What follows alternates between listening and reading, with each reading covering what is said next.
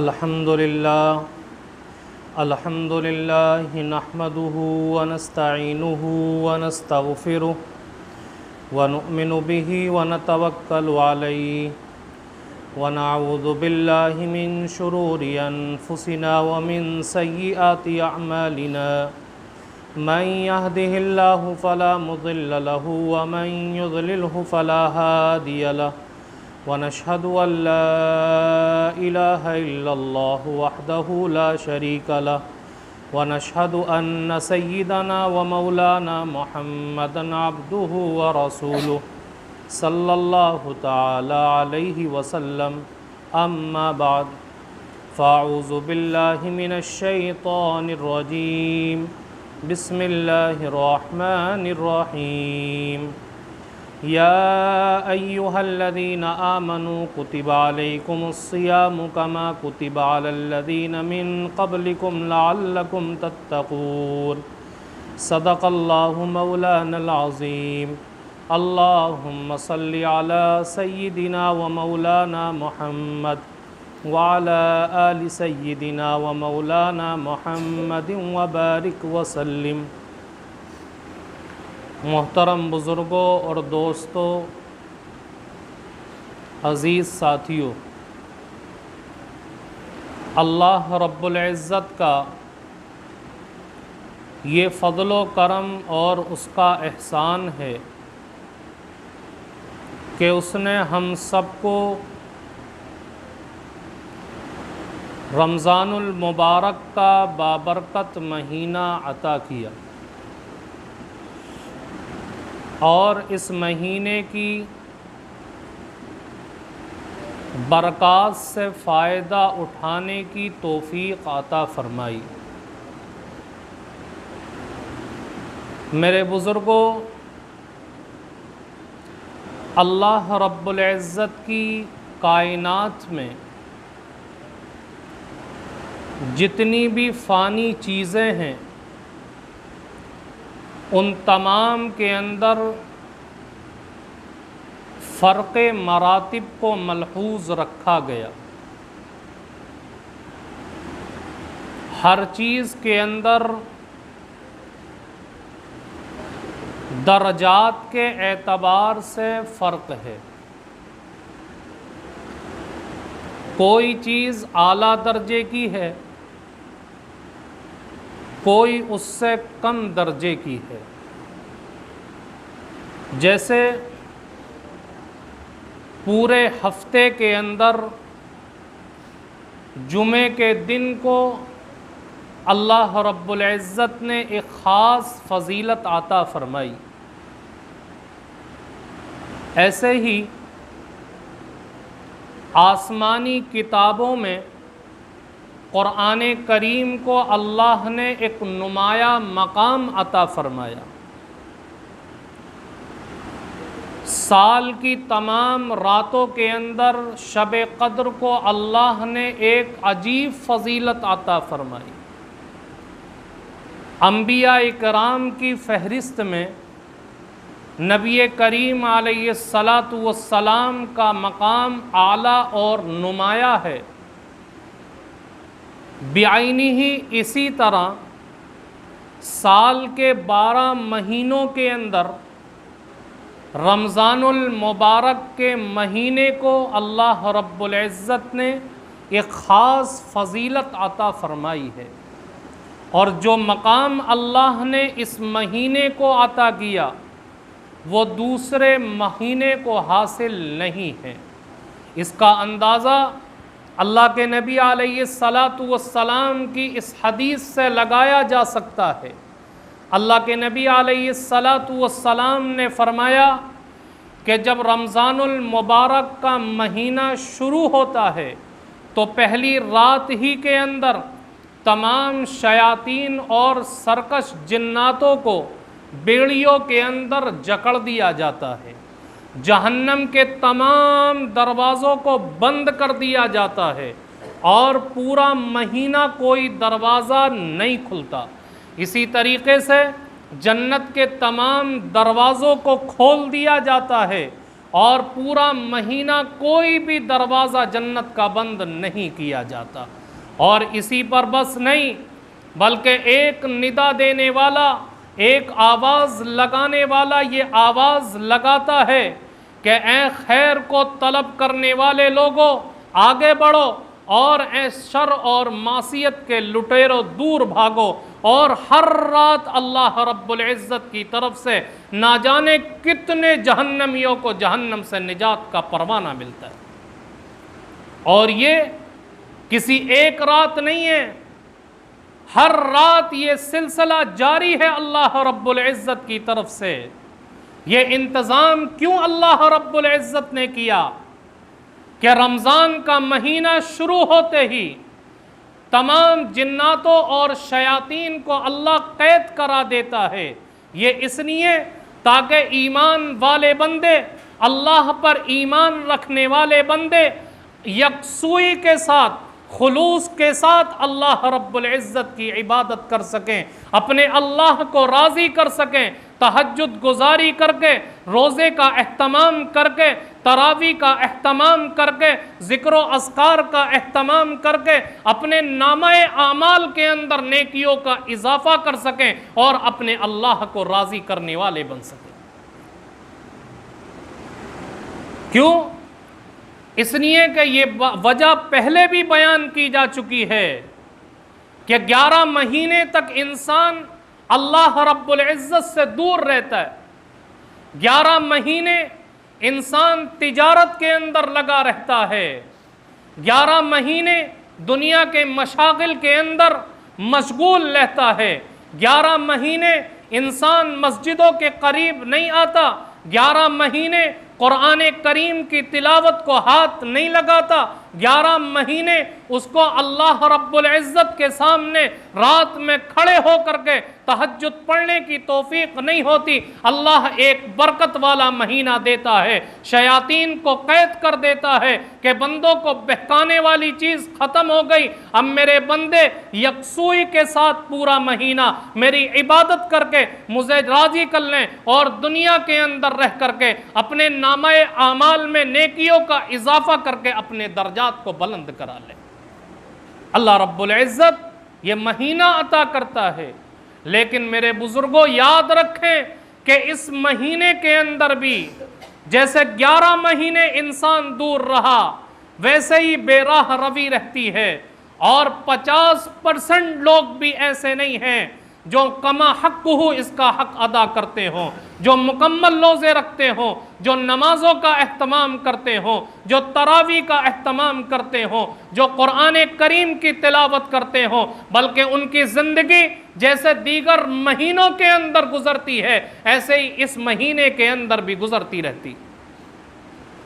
اگر تھوڑا سا جوش آیا تو شروع ایام کے اندر جوش دکھائی دیتا ہے، شروع ایام کے اندر مساجد بھری ہوئی دکھائی دیتی ہیں، شروع ایام کے اندر لوگ تراویح کا اہتمام کرتے ہیں، جیسے ہی دن گزرتے رہتے ہیں ویسے ہی دوری پھر بڑھتی رہتی ہے، اور بہانہ بنایا جاتا ہے کہ تراویح پڑھ کر کے تھکن ہو جاتی ہے، روزہ رکھ کر کے ایک عجیب کمزوری محسوس ہوتی ہے۔ میرے بزرگوں یاد رکھیں کہ اگر رمضان المبارک کے اندر تراویح کا اہتمام کیا، روزوں کا اہتمام کیا، عبادت کا اہتمام کیا، تو یہ بات حقیقت ہے کہ جسم کے اندر تھکاوٹ محسوس ہوگی، لیکن یہ تھکاوٹ، یہ تکلیف ایک وقت تک میں باقی رہے گی، اس کے بعد ختم ہو جائے گی، لیکن جو نیکیاں ملے گی وہ ہمیشہ نامہ اعمال کے اندر محفوظ رہے گی۔ آپ غور کر کے دیکھیں کہ جن لوگوں نے گزشتہ سال رمضان المبارک کے روزے رکھے، جنہوں نے تراویح کا اہتمام کیا، جنہوں نے عبادت کا اہتمام کیا، کیا سال کے کچھ دن گزرنے کے بعد ان کے جسم کے اندر، ان کے پیروں کے اندر تھکاوٹ محسوس ہوئی؟ نہیں ہوئی، وہ ختم ہو گئی، لیکن آج بھی ان اعمال کا ثواب نامہ اعمال کے اندر موجود ہے۔ صحابہ اکرام اس چیز کو جانتے تھے، اس لیے وہ اپنی جان کو قربان کرنے کے لیے تیار تھے۔ لیکن عبادت سے پیچھے ہٹنے کو تیار نہیں تھے۔ آپ نے ایک واقعہ بارہا سنا ہوگا کہ اللہ کے نبی علیہ الصلاۃ والسلام صحابہ کے ساتھ کسی غزوے سے واپس ہو رہے ہیں، راستے میں ایک جگہ قیام کیا اور اللہ کے نبی علیہ السلام نے 2 صحابہ کو نگرانی کے اوپر مقرر کیا کہ رات بھر تمہیں مسلمانوں کے لشکر کی نگرانی کرنی ہے۔ ان دونوں صحابہ کرام نے آپس میں یہ مشورہ کیا کہ آدھی رات تم جاگو، آدھی رات میں جاگتا ہوں، آدھی رات تم سو لو، آدھی رات میں سو لوں گا۔ چنانچہ یہ باری طے کر گئے۔ جن صحابی کی باری جاگنے کی تھی انہوں نے اللہ رب العزت کے سامنے نیت باندھ کر کے کھڑے ہو گئے اور سورہ کہف کو شروع کر دیا۔ دشمن نے دور سے دیکھا، تیر چلایا، باڈی کے اندر تیر لگا، خون نکلنے لگا، لیکن نماز کو نہیں توڑا۔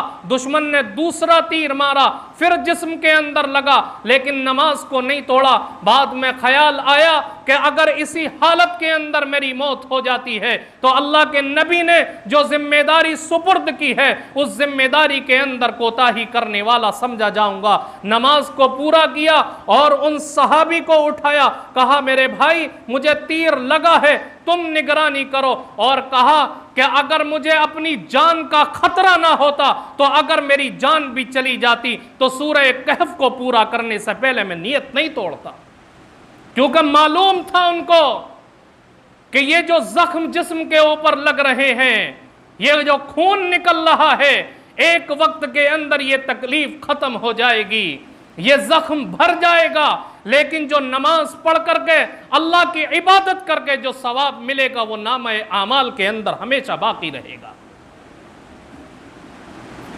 اللہ رب العزت نے یہ برکت والا مہینہ عطا کیا۔ نبی کریم علیہ الصلاۃ والسلام کو خود ارشاد فرمایا گیا، فَإِذَا فَرَغْتَ فَانْصَبْ وَإِلَىٰ رَبِّكَ فَارْغَب۔ اے نبی آپ عبادت کے لیے اپنے آپ کو تھکائیے، کیوں؟ تھکاوٹ دور ہو جائے گی لیکن نامہ اعمال کے اندر نیکیاں باقی رہیں گی۔ اس لیے میرے بزرگوں سستی سے کام نہ لیں، اپنے آپ کو چست بنانے کی کوشش کریں اور اس مہینے کے اندر جتنا زیادہ ہو سکتا ہے نیک اعمال کرنے کی کوشش کریں۔ اللہ کے نبی علیہ الصلاۃ والسلام نے جن چیزوں سے روزے کی حالت میں منع کیا ہے ان چیزوں سے اپنے آپ کو بچانے کی کوشش کریں، اور جن کاموں کے کرنے کا حکم دیا گیا ان کاموں کے اندر اپنے آپ کو لگانے کی کوشش کریں۔ لیکن آج صورتحال یہ ہے کہ ایمان والا روزہ بھی رکھتا ہے، روزہ رکھنے کے باوجود جن چیزوں سے اللہ کے نبی علیہ السلام نے منع فرمایا اس سے نہیں بچتا۔ تو آپ بتائیے کہ اس بھوکا پیاسا رہنے کا کیا فائدہ حاصل ہوگا؟ اللہ کے نبی علیہ الصلاۃ والسلام سے ایک موقع پر معلوم کیا گیا، اللہ کے نبی وہ کون سی ایسی چیز ہے جو سب سے زیادہ انسانوں کو جنت کے اندر داخل کرائے گی؟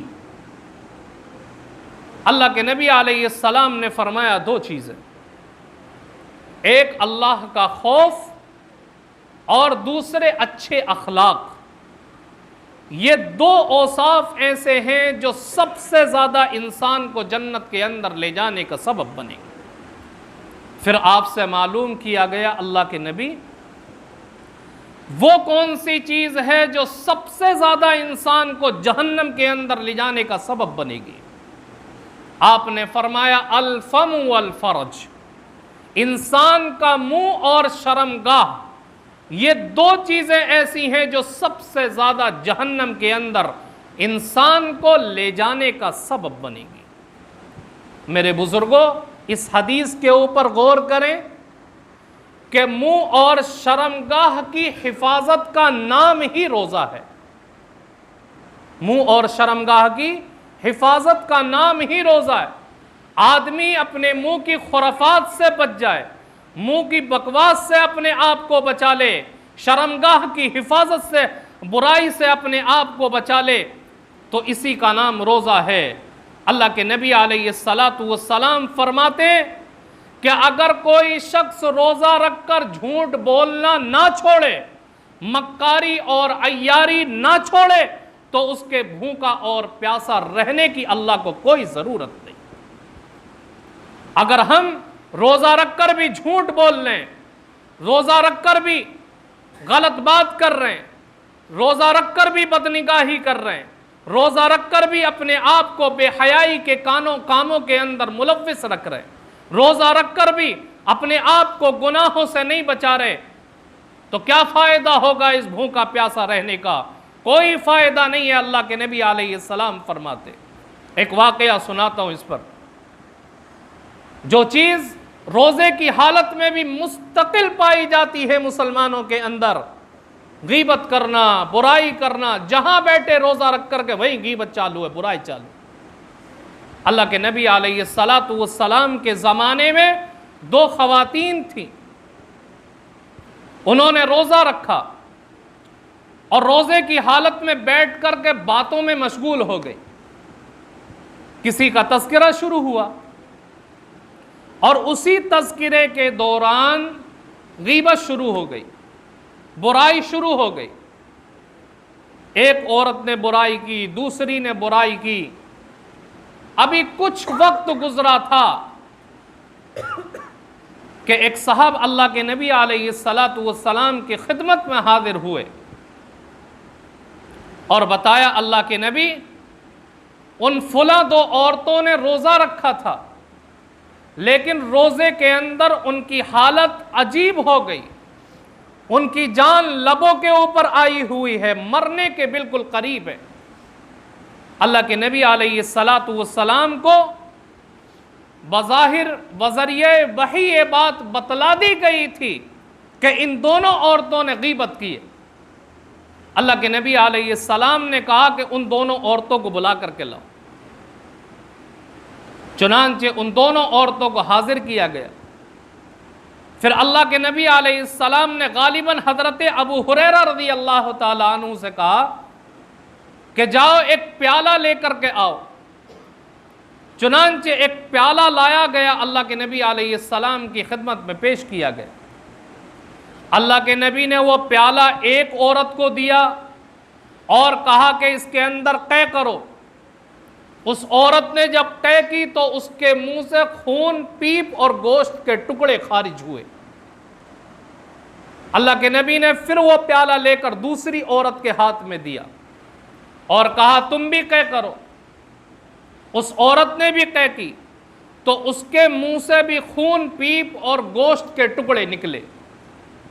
اللہ کے نبی علیہ الصلاۃ والسلام نے ان دونوں عورتوں کو سمجھایا کہ دیکھو، روزہ رکھنے کی حالت میں تم نے جائز کھانے سے تو احتراز کر لیا، اپنے آپ کو کھانے پینے سے تو بچا لیا، لیکن جو چیزیں حرام تھیں، غیبت کرنا، اپنے مردار بھائی کا گوشت کھانا، تم نے ان سے اپنے آپ کو نہیں بچایا، جس کی وجہ سے اللہ نے اس سے تمہارے پیٹ کو بھر دیا اور اس کی وجہ سے تمہاری یہ بری حالت ہو گئی کہ جان نکلنے کے قریب ہے۔ اللہ کے نبی نے ان دونوں عورتوں سے کہا کہ آج کے بعد یہ عہد کرو کہ کسی کی غیبت اور برائی نہیں کرو گی۔ اللہ رب العزت نے یہ صورت مثالی لوگوں کو دکھا دی، لیکن آج یہ تمام کے تمام اللہ کے نبی کے ارشادات موجود ہیں کتابوں کے اندر، ہماری نگاہوں کے سامنے ہیں، روز بیان کیے جاتے ہیں، لیکن اس کے باوجود امت کا ایک بڑا طبقہ روزہ رکھ کر بھی غیبت سے اپنے آپ کو نہیں بچاتا، برائی سے اپنے آپ کو نہیں بچاتا، گناہوں سے اپنے آپ کو نہیں بچاتا۔ تو بتائیں کہ اللہ رب العزت کو اس کے بھوکا پیاسا رہنے کی کوئی فکر ہوگی؟ کسان کو اگر کسی کھیتی سے غلہ حاصل نہیں ہوتا تو کسان اس کھیت کو بوئے گا؟ کاشتکار کو اناج حاصل نہیں ہوگا تو کیا کاشتکار اس کھیتی کی کاشتکاری کرے گا؟ کبھی نہیں کرے گا، بلکہ اس کو چھوڑ دے گا، بنجر اور چٹیل چھوڑ دے گا، اس کے اندر اپنی محنت کو صرف نہیں کرے گا۔ اس لیے میرے بزرگوں، جب ہم صبح سے لے کر شام تک اپنے آپ کو بھوکا رکھ سکتے ہیں، پیاس کی سختی کو برداشت کر سکتے ہیں، پیٹ کی گرمی کے اوپر صبر کر سکتے ہیں، تو کیوں ہم اپنے آپ کو برائیوں سے نہیں بچا سکتے؟ کیوں ہم اپنے آپ کو غیبت اور برائی سے نہیں بچا سکتے؟ اس لیے میرے بزرگوں، ہم اپنے روزے کو کارآمد بنانے کی کوشش کریں اور اپنے آپ کو برائیوں سے بچائیں۔ جب ہم اپنے آپ کو برائیوں سے بچا لیں گے، اپنے روزے کو کارآمد بنا لیں گے، تو پھر اللہ کے نبی علیہ السلام کا ارشاد اپنے نگاہوں کے سامنے رکھیں۔ آپ نے فرمایا وَلَا خُلُوفُ فَمِّ الصَّائِمِ أَطْيَبُ عِندَ اللَّهِ مِن رِّيحِ الْمِسْكِ، کہ روزے دار کے منہ کی بدبو اللہ رب العزت کو مشک سے زیادہ پسندیدہ اور محبوب ہے۔ اور اللہ کے نبی علیہ السلام نے حدیث قدسی بیان فرمائی۔ آپ نے فرمایا الصوم لی وانا اجزی بی، اللہ فرماتا ہے کہ روزہ میرے لیے ہے اور میں روزے کا بدلہ خود دوں گا۔ اب ایک سوال پیدا ہوتا ہے کہ تمام کی تمام عبادتیں اللہ کے لیے کی جاتی ہیں، نماز اللہ کے لیے پڑھی جاتی ہے، ذکر و اذکار اللہ کے لیے کیے جاتے، حج اللہ کے لیے کیا جاتا ہے، صدقات اور خیرات اللہ کے لیے کیے جاتے، پھر روزے کے اندر کون سی ایسی خصوصیت ہے کہ اللہ رب العزت فرما رہا ہے کہ روزہ میرے لیے؟ تمام عبادتیں تو اللہ کے لیے، تو روزے میں کون سی ایسی خصوصیت پائی گئی؟ تو محدثین نے کئی توجیہ بیان فرمائی، کہا کہ روزہ ایک ایسی عبادت ہے کہ جس کے اندر ریاکاری اور دکھاوے کا کوئی شائبہ نہیں ہوتا۔ جتنی بھی عبادات ہیں سب کے اندر ریاکاری کا احتمال باقی ہے، لیکن روزے کے اندر ریاکاری کا کوئی احتمال باقی نہیں۔ آدمی تنہائی کے اندر بیٹھا ہوا ہے، گھر کے اندر کوئی دیکھنے والا نہیں، پانی اٹھا کر کے پی سکتا ہے، کوئی دیکھ رہا ہے؟ کوئی چیز کھا سکتا ہے، کوئی دیکھنے والا نہیں، لیکن کون سی چیز روک رہی؟ اللہ کا ڈر روکے ہوئے ہے۔ تو روزہ ایک ایسی عبادت ہے کہ جس کے اندر ریاکاری اور دکھاوے کا کوئی شائبہ نہیں، اس لیے اللہ فرماتا کہ روزہ میرے لیے۔ دوسرے آگے فرمایا، دوسری توجیہ کہ جب بندہ اپنے آپ کو کھانے پینے سے روکتا ہے، دیگر لوازمات سے روکتا ہے، تو کھانے پینے سے اور دیگر لوازمات سے پاک ہونا یہ اللہ رب العزت کی صفت ہے۔ اللہ کو کھانے کی ضرورت نہیں، اللہ کو سونے کی ضرورت نہیں، اللہ کو کسی اور چیز کی ضرورت نہیں۔ تو جب بندہ اپنے آپ کو اللہ کی خوشی کے لیے کھانے پینے سے روکتا ہے، دیگر ضروریات کو اللہ کی خوشی کے لیے قربان کرتا ہے، تو بندے کا اللہ کے ساتھ تقرب ہو جاتا ہے۔ اس لیے اللہ نے فرمایا الصوم لی، روزہ میرے لیے۔ پھر آگے فرمایا وَأَنَا أَجْزِي بِهِ، اور میں خود اس کا ثواب اور اجر عطا کروں گا۔ اب پھر ایک سوال پیدا ہوتا ہے کہ جتنی بھی عبادات ہیں سب کا اجر اور ثواب تو اللہ ہی دیتا ہے۔